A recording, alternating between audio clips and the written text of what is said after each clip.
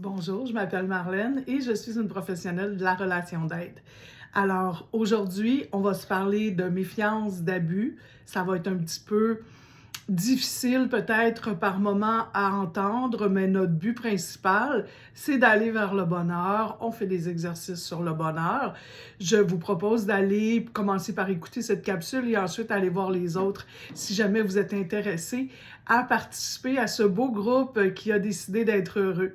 Donc, voici, on commence avec une petite carte. J'ai des amoureux des cartes dans ma gang et je suis moi-même une grande amoureuse des cartes. J'adore celle du rêve du chaman et j'en tire une de temps en temps quand je sais qu'on va se parler. Et puis, aujourd'hui, j'ai tiré Trésor du dragon. J'adore les dragons. Donc, Trésor du dragon, qu'est-ce que ça nous dit? Mais je trouvais que c'était particulièrement intéressant quand on se parle de la méfiance et des abus. Parce que dans l'histoire, le dragon va trouver des joyaux, va trouver des bijoux, va trouver toutes sortes de belles choses, des trésors sur sa route et il va être appelé à les ramasser. Mais dans ces trésors, on va retrouver des parchemins, des archives de notre passé pour bien se retrouver conscient face à tout ce que nous avons vécu. Et du fait d'être conscient, ça va se transformer en joyaux. Et ces joyaux, qui va en profiter? Bien sûr, nos descendances. Pour ceux qui n'ont pas d'enfants ou qui n'en ont pas encore, ça peut être vraiment les gens qu'on aime, qui nous entourent, nos neveux, nos nièces. Mais c'est particulièrement nos enfants et les générations qui suivent. Les générations précédentes aussi auront des gains, ne serait-ce que dans l'énergie des avancées qu'on fait en matière de blessures, de souffrances, de prise de conscience. Donc, c'est extrêmement important de prendre le temps de bien ramasser nos joyaux pour pouvoir les transmettre aux générations qui nous suivent. Alors, le trésor du dragon, protéger l'avenir, c'est ce que ça nous dit. Alors, pas seulement le nôtre, mais l'avenir de nos petits-enfants. Pour certains, ça vous semble très loin, mais oui, ça vient vite. La vie nous amène parfois des petits-enfants et toutes ces belles générations-là vont profiter des gros efforts que nous, on a faits. Particulièrement quand il est question de méfiance et abus, on va avoir tendance à laisser les autres profiter de nous. On va avoir tendance à se laisser maltraiter. Souvent, on va attaquer. Hein? J'ai quelqu'un de cher dans ma vie qui disait ça souvent. J'attaque avant d'être attaqué. Donc, on se demande parfois pourquoi la personne est si impulsive, mais on réalise pas toujours qu'on lui a fait vivre toutes sortes de choses. On va revenir tout à l'heure à ce qu'on a vécu dans l'enfance, mais disons qu'il y a aussi une autre... on se parle souvent de la sexualité. J'ai une formation en sexologie. Alors, dans la sexualité, les personnes qui ont été victimes de violences, qui sont victimes de ce schéma-là, sont souvent des personnes qui sont en perte de désir ou même qui n'ont pas eu beaucoup de désir dans leur vie. On comprend que quand on était abusé ou violenté, ça a des impacts sur nos relations avec les autres êtres humains. Donc, on a peur de se faire violenter, de se faire abuser. On se sent rapidement envahi par l'autre. Fait que souvent, ça nous enlève du plaisir. On va avoir des relations sexuelles très souvent par devoir, par obligation, parce qu'on a peur de perdre l'autre, mais on n'y trouve pas réellement de plaisir. Bien sûr, ce sont des choses qui peuvent s'arranger. On est là pour ça. On est là pour regarder en face. Tout ce que nous regardons en face s'efface. Tout ce qu'on fuit nous poursuit. Alors, on regarde en face cette situation-là, ne serait-ce que pour retrouver le goût à l'amour. Moi, j'ai souvent entendu des personnes qui me disaient « Mon Dieu, mon conjoint ou ma conjointe fait pitié parce que j'ai pas envie de faire l'amour, puis lui a envie de faire l'amour. » Puis bon, c'est toi qui fais pitié, ma chérie. Hein? C'est toi qui n'as pas de libido, c'est toi qui n'es pas investi, envahi par cette belle énergie sexuelle d'amour qui nous rend vivants. Alors, lui a encore besoin, encore envie de se sentir lui ou elle. Hein? Bien sûr, il n'y a pas tellement de genre, malgré que c'est traditionnellement réservé au yang, aux masculins, qui sont plus habituellement en contact avec leur libido. Donc, les blessures, les violences vécues dans l'enfance, il y a des familles où on trouve des oncles, des tantes, des personnes, des cousins, des cousines, des personnes qui, on dirait, qui prennent plaisir à nous voir souffrir. Donc, si je viens d'une famille où j'ai pas été capable de faire confiance, des familles où on trahissait les secrets, vous savez, quand on devient adolescent, très souvent, on veut partager nos secrets avec quelqu'un qu'on aime, quelqu'un en qui on voudrait avoir confiance. Et si cette personne-là trahit notre confiance, alors vous voyez qu'il y a toutes sortes de façons d'avoir été lésés, je vous dirais, blessés par des personnes qui nous entouraient et d'avoir développé ce sentiment-là de méfiance et d'abus. Ce schéma, donc, méfiance et abus, nous envahit totalement et on a beaucoup de difficultés à être en lien avec d'autres personnes. On va vivre de l'isolement. Si ce n'est physique, si on vit avec d'autres personnes, ce sera psychologique. Donc, vous voyez là beaucoup de matière à souffrance et pour soi et pour les autres.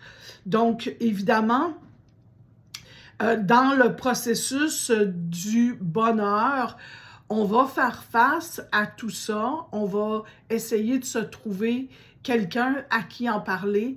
Si vraiment vous n'avez personne à qui en parler, vous pouvez m'écrire. Vous allez retrouver une adresse courriel sur ma chaîne. Vous pouvez m'écrire, ça va me faire plaisir de vous lire et de vous envoyer une petite réponse.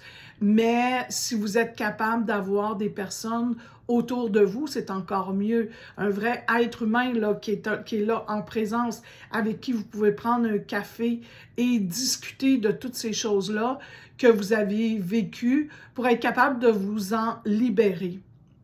Alors, moi, dans cette série-là de capsules bonheur, je suis aujourd'hui à vous proposer d'être optimiste. Hein? Ça va vous demander des efforts particuliers.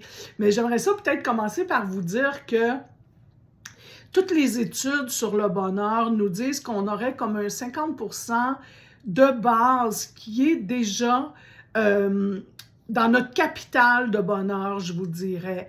Un 50% qui est... c'est même pas 50%, c'est 60%. En fait, c'est le 40%, on a un 40% que nous, on peut changer les choses. Mais à la base, il y aurait comme un 60%. C'est-à-dire 50% de base et un autre 10% qui vient de l'environnement. Donc, si je résume, je vous ai peut-être perdu un petit peu, je le regrette, mais on a comme un 60% de base. Si vous n'avez pas ce 60%-là, vous voyez que sur le 40% que nous, on travaille, mettons que vous auriez 35% à la base sur le 60% que vous auriez pu avoir parce que vous êtes encore dans un environnement qui n'est pas le fun, parce que vous n'avez pas eu tout ce que vous aviez besoin dans votre enfance, donc vous avez réussi à obtenir uniquement 35 sur 60. Bien, si on va au maximum avec les exercices que je vous propose, il y a un 40% qui va venir s'ajouter. Fait qu'admettons que vous auriez juste 35% sur le 60, en ajoutant votre 40%, ben vous arrivez à 75. Alors, c'est sûr que c'est intéressant. 75%, là, c'est une belle note à l'école, même si certains parents ne s'en contentaient pas, et même certains élèves ne s'en contentaient pas. Je lève la main. C'est quand même une très, très belle note. C'est beaucoup plus que la note de passage. Donc, je vous suggère fortement de faire les exercices pour travailler sur ce 40%-là. Donc, l'exercice que je vous propose aujourd'hui, c'est un exercice d'optimisme. L'optimisme a mauvaise presse, je vous dirais. Souvent, moi-même, la première, et beaucoup de personnes avec qui j'ai travaillé, les intervenants, ont trouvé ça un peu cucu, l'exercice. Déjà, travailler sur le bonheur, qui fait très psychopop, des exercices comme l'optimisme, ça nous rendait un peu sceptiques. Et moi, j'ai lu que la plupart des personnes qui abordent ce genre d'exercice-là ont le même réflexe. On va trouver ça cucu, on pense que ça marche pas tant et aussi longtemps qu'on ne l'a pas essayé. Puis quand on voit que des personnes, des chercheurs en qui on a vraiment confiance, l'ont fait et disent que mais oui, ça donne des résultats, ben on se laisse un petit peu plus aller. L'optimisme, c'est pas quelque chose de « Ah mon Dieu, tout le monde il est beau, tout le monde il est gentil, la vie est belle, puis on est naïf ». C'est pas ça du tout. On parle plutôt d'un optimisme avec une vision plutôt réaliste. C'est-à-dire que, oui, il y a toutes sortes de choses qui peuvent arriver dans la vie, mais ce que moi je vais faire va faire la différence. Par exemple, si j'ai peur d'avoir un accident d'auto, bien évidemment, si je prends l'auto avec quelqu'un qui conduit rapidement puis qui est imprudent, ben je m'aide pas. Donc, si je choisis bien la personne avec qui je vais embarquer en voiture ou si moi-même je conduis prudemment, eh bien, voici déjà l'impact que moi j'ai sur ma réalité. Donc, être optimiste, c'est pas penser qu'il n'arrivera jamais rien en auto, puis que des accidents, ça n'arrive pas, puis que je peux embarquer en auto avec quelqu'un qui a consommé, par exemple, et que je ne me mets pas en danger. C'est pas ça l'optimisme. L'optimisme, c'est de dire, oui, ça se peut qu'il va y avoir un accident, je pourrais avoir un accident, mais qu'est-ce que je peux faire pour faire la différence? Et ce que je vais faire va faire la différence. Donc, si vous regardez dans toutes vos peurs, dans toutes vos méfiances, vous pourriez regarder la situation en disant la réalité, c'est ça. Oui, ça fait peur, mais en même temps, quel impact que moi j'ai? Comment moi je pourrais faire en sorte que ça devienne quand même réaliste plutôt que de prendre des dimensions là, disproportionnées? Alors, qu'est-ce que j'avais à vous dire d'autre sur le capital de départ? C'est dit. Donc, il nous restait à regarder ensemble la petite anecdote bonheur. Donc, les chercheurs se sont demandé qu'est-ce qu'ils se disaient les gens qui étaient heureux. Est-ce que les gens qui étaient heureux avaient plus de tendance à avoir des conversations différentes que d'autres personnes qui étaient moins heureuses. Alors, bon, vous allez me dire, c'est un peu compliqué de calculer tout ça. Oui, c'est vrai, mais ils ont réussi à le faire. Ils ont, entre autres, enregistré 20 000 séquences dans un lieu où les gens allaient pour prendre un verre, discuter, et ils ont enregistré des personnes et leur ont fait passer des tests, évidemment. Ils ont trouvé des volontaires qui voulaient passer des tests, des questionnaires sur le bonheur, et ils ont aussi interviewé les personnes qui étaient autour d'eux.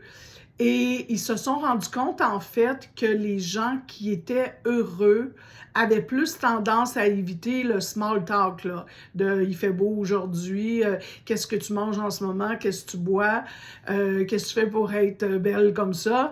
Et ils ont plutôt réalisé que les personnes heureuses avaient des conversations profondes, des conversations intimes, un peu comme on s'est parlé tout à l'heure, on revient encore à notre dragon. C'est-à-dire que on peut parler avec des personnes de méfiance, d'abus, on peut parler de choses qui nous concernent profondément et non seulement c'est bon pour notre cheminement, mais vous voyez, c'est bon pour liquider nos blessures, mais vous voyez que sans même avoir fait l'exercice d'être optimiste, ça nous rend plus heureux. Les personnes qui sont plus heureuse et qui s'est mesurée par des tests et par des entrevues sont des personnes qui ont tendance à parler de choses profondes et intimes. Alors voilà, mes amis, c'est la grâce que je vous souhaite. Merci beaucoup de m'avoir écouté. Merci beaucoup de liker pour que nos algorithmes puissent propager la bonne nouvelle. Je vous embrasse, je vous adore et j'ai hâte de vous revoir dans une prochaine capsule bonheur.